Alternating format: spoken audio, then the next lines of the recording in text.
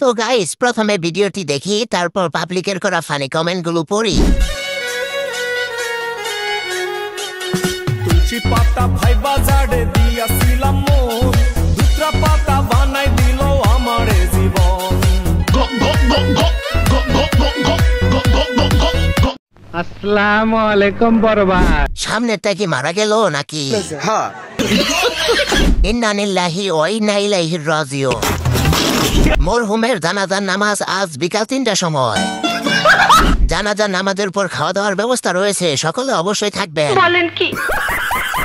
আগামী 10 তারিখ 40 সবাই আসবেন। 40 বিরিয়ানি দিয়েন ভাই।